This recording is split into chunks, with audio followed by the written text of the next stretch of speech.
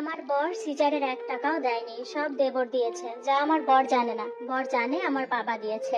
শ্বশুর বাড়ি যাওয়ার পর দেবর সারা রাত বাবুকে রাখতো যাতে আমি ঘুমাতে পারি। লজ্জার কথা, দেবর আমার সেলোয়ার কামিজ পর্যন্ত ধুয়ে দিত। একদিন আমার দেবর আমার খালা শাশুড়িকে সব বলে দেয় আর ওনাকে কোরআন শপথ করায় যাতে এ ব্যাপারে কাউকে কিছু না বলে। উনিও কাউকে বলে না, আর আমিও আমার দেবরের উপর নরম হই। আমি মানুষ, আমার মন পাথরের না। বরকে তালাক দেওয়া ছাড়া দেবরের সাথে আমার বিয়ে হয়। তখন আমার বাচ্চার বয়স 3 মাস। 2011 সালের ডিসেম্বরে আমার আর দেবরের বিয়ে হয়। তারপর আমরা সুখে সংসার করতে লাগলাম, কোনো কিছুর অভাব রাখেনি। 2022 সাল ঢুকলো, সংসার আমাদের সুখেই যাচ্ছে। আমাদের বিয়ের কথা খালা শাশুড়ি সহ আমরা 3জন ছাড়া আর কেউ জানে না। আমি সবসময় ভয়ে থাকতাম আমার আগের বর জানলে কি হবে। আমার ছেলেটাকে আমার দেবর মানে মনির অনেক ভালোবাসতো। 2012 সালের শুরুতে মনিরের খুব বুকে ব্যথা হতো আর বাথরুমের সাথে রক্ত যেত, যা বলার মতো না। ডাক্তার দেখায়, দেশে কিছুই হয় না। এরকম 5 মাস যাওয়ার পর তার শরীর অনেক খারাপ হয়। ইন্ডিয়ায় যায়, তার ক্যান্সার ধরা পড়ে। আমার মাথায় আকাশ ভেঙে পড়লো। সে ওখানে 3 মাস থাকলো। 3 মাস পর দেশে আসলো। এর মধ্যে আমার বড় দেশে আসলো। দেশে আসার পর আমার বরের কাছে যেতে ইচ্ছে করতো না, আর মনিরও যেতে দিত না। মনির অসুস্থ থাকতো, সব সময় তার সেবা করতে হতো। একদিন মনির বড় ভাইকে বলে, ভাই আমি আর বাঁচবো না, আমি নাসিমাকে ভালোবাসি, বিয়ে করেছি, সত্যিটা বলে দেয়। আমার বর রেগে মেগে শেষ। আমাদের নামে সালিশ বিচার অনেক কিছু করে। এর মধ্যে 2012 সালের নভেম্বরের 3 তারিখ মনির রক্ত বমি করতে করতে মারা যায়, হাসপাতালে নিতে নিতে। সেদিন মনে হয়েছিল আমার মাথার ছাদ শেষ। এটা কি হলো আমার জীবনে? আমার সাবেক জামাই মনিরের জানাজায়ও আসেনি, এমনকি লাশটাও শেষ দেখা দেখেনি। আমি অকুল সাগরে পড়লাম। মনির মারা যাওয়ার পর আমি অনেক ভেঙে পড়ি। আসলে আমার কপালে সুখ বেশি দিন রইলো না। আর মনির ছিল আমার জীবনে বট গাছ। আপনাদের বলতেও ভুলে গেছি, আমার ছেলের বয়স যখন 7 মাস তখন আমার বাবা মারা যায়। এর মধ্যে মনিরের বড় ভাইয়ের সাথে তো আমার ডিভোর্স হয়নি। গ্রাম্য সালিশে আমাকে জুতার মালা পরায়, কারণ আমি জামাইয়ের অবর্তমানে দেবরের কাছে তালাক ছাড়া বিয়ে বসছি।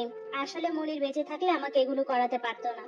এর মধ্যে আমাকে বায়াজিৎ থেকে বের করে দেয়। আমি বাপের বাড়ি যাই, কিন্তু গ্রামে আমার নামে দুর্নাম বের হলো। সীতাকুণ্ড থেকেও আমাকে বের করে দিল সমাজের মানুষরা।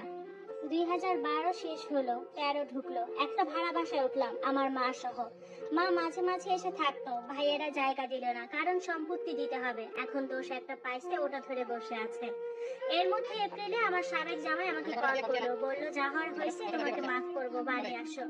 1 মাস তার সাথে কথা। এর মধ্যে সে আমাকে টুকিটাকি টাকাও পাঠায়। আবার সে কাতার থাকতো। মে মাসে নাকি নতুন ভিসায় দুবাই যাবে। আমাকে সব সময় বাড়ি যেতে বলে। সবকিছু ভেবে আমি রাজি হই, আর তার সাথে আমি ভাড়া বাসা ছেড়ে তার বাড়িতে আবার উঠি, আমার ছেলে আর মা সহ। বলে রাখি, সে আমাকে নিতে আসে আর আমার মাও আমার সাথে যায়। মার্চের 30 তারিখ গেলাম তার সাথে। কোনো বিয়ে টিয়ে আর হলো না। রাতে তার সাথে ঘুমাই, শারীরিক সম্পর্ক হয়। ছেলে আমার মায়ের সাথে ঘুমায়। সে বিদেশ যাওয়ার প্রস্তুতি নেয়। সে মেয়ের 9 তারিখ রাতে বের হবে। আমি তাকে সবকিছু গোছগাছ করে দেই। সে বিদেশ যাওয়ার সময় নিয়ে যাওয়ার জন্য আমের আচার বানিয়ে দেই। 8 তারিখ রাতে আমাদের সহবাস হলো। সবকিছু ঠিকঠাক, নর্মাল, কোনো ঝগড়া নাই। 9 তারিখ রাত 7টা বাজে, সে যায় না। আমি বলি কখন যাবা? সে বলে 10 তারিখ সকাল 8টায় ফ্লাইট। তো সে পুরনো কথা উঠায়। মা আমার ছেলেকে নিয়ে টিভি দেখে, আমি তার সাথে রুমে কথা বলি। সে বলে, তোর চেহারা এত সুন্দর যে তুই আমার ভাইকে পাগল করছস, তুই নষ্টা, এরকম এমন অনেক কিছু বলে, আমাকে গালাগালি করে। আমি অবাক হই। বলা নাই কওয়া নাই, ভালো মানুষ কাল চলে যাবে, গালি কেন দিচ্ছে? সে আমাকে এক পর্যায়ে গালে থাপ্পড় মেরে বলে, তোর মুখ নষ্ট করে দেবো, যাতে কুকুরেও তোর মুখের দিকে না তাকায়। তখন আমি বসে বসে কান্না করতেছি, তার দিকে তাকাইনি। সে বোতল খুললো। আমার মনে দিলে নাই যে সেটা অ্যাসিডের বোতল হবে। ব্যাস, বোতল খুলে আমার মুখে মেরে দিল। আমি চিৎকার করে উঠি। আমি কই মাছের মতো লাফাই। আমার সারা মুখ জ্বলে যায়। আমার মা আসে ছুটে। আমার জামাই তখন দৌড় দিয়ে বের হয়ে যায়। আমার চিৎকার শুনে আশেপাশের সবাই আসে।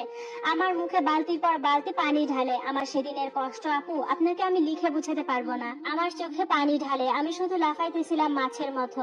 সাথে সাথে আমাকে চিটাগাং মেডিকেলে নিয়ে যাওয়া হয়। ওখানে তারা পুলিশ ছাড়া ভর্তি করায় না, বলছে এটা পুলিশ কেস, তারা পুলিশ ছাড়া কিছু করবে না। পরে দিয়ে পুলিশকে বলা করা হয়, পুলিশের অনুমতি নিয়ে ভর্তি করা হয়। টানা 2 ঘন্টা পর ওই 2 ঘন্টা মুখে নার্সরা পানি আর কি যেন ঢালছিল, ওখানে ভর্তি করে।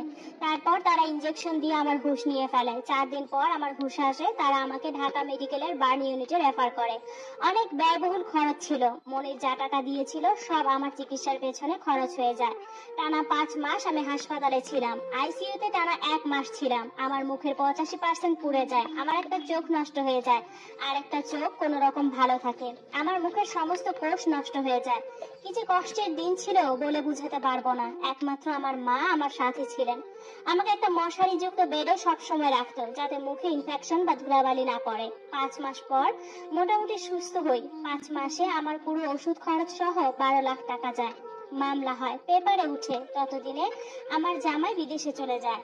সে আমাকে অ্যাসিড মারার পর এয়ারপোর্টে চলে যায়। সে গাড়িও রেডি করে রেখেছিল, যা পরে মানুষদের কাছে শুনেছি। সে দেশ ত্যাগ করায় নাগালের বাহিরে চলে যায়। মামলা ঝুলে থাকে।